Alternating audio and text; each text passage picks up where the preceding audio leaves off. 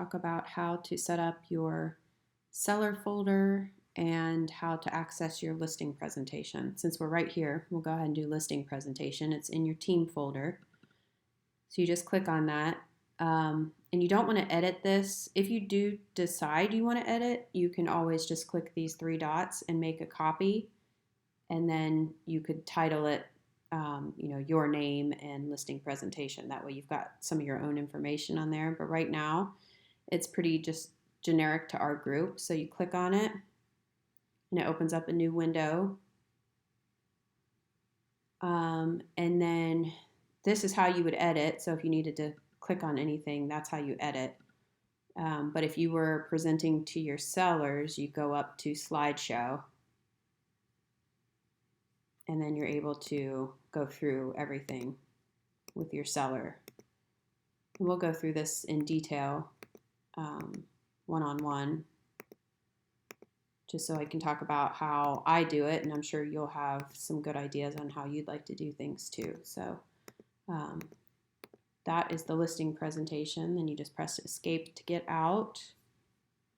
And then you go back to Google Drive, go to the team folder, and then to set up your seller folder, it's exactly the same as setting up the buyer folder. You go to team transactions, you go to one sellers, you do a new folder, and we're going to title the seller folders with first the year, so 2023 seller, and then we'll do the address, so 123 Main Street.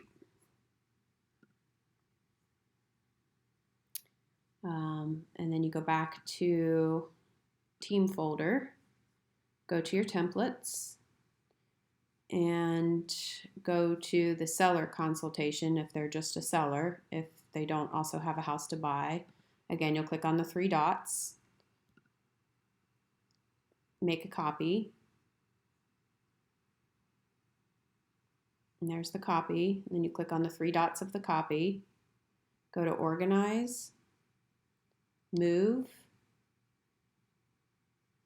and there's seller 123 Main Street, so you move there. Let's go back to our team folder, team transactions, sellers. Here's 123 Main Street. Here's your seller consultation. This is not the template since you've made a copy, so you can delete that just so you know that you didn't edit the template. So you'll want to fill out as much of this as possible before you meet with your seller.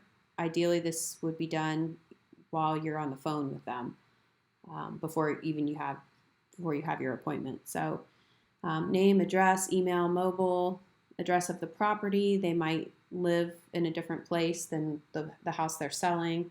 Decision makers, who all needs to sign. That's important, obviously, because you can get to the end of the listing contract and then they tell you that there's somebody else who needs to sign. You want to ask how they found you. Again, their past experiences or concerns. What did they have a good experience with past realtors, bad experience, and then we kind of just make a note of that, and then we want to improve on whatever their experience was. Time frame when they would ideally like to be out of their house. And this one's really important, is any updates to the house. So they're going to tell you ahead of time. This is before you even do your CMA. So you kind of have an idea of what the house might be worth, what they've done to it. So you can use that information when you're doing your CMA. Also, this looks really professional when you go to the house for the listing appointment, and then you can go through those updates. There might be ones they forgot to tell you about, but they're usually impressed that you've kept track of that. Those things are important. These are the things you want to talk about with your sellers. You want to provide the consumer guide. This is while you're there. You're going to want to tell them about the MLSs that you're a part of, Dayton, Rist, if you're in Columbus. Staging, if that's applicable to the situation. We'll go through that in detail later.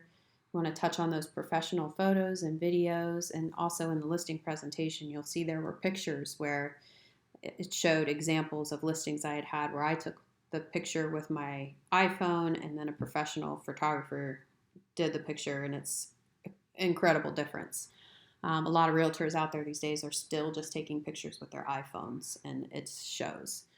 Um, you want to talk about social media, everything we do, the sneak peeks, getting that chatter started right before it goes live. Lots of people who share your posts, lots of followers for the Facebook page. Open houses. We're gonna start out with this strategy that I've been kind of working through, and I will clue you in on that as we get closer. And this is what's going to set us apart from other agents.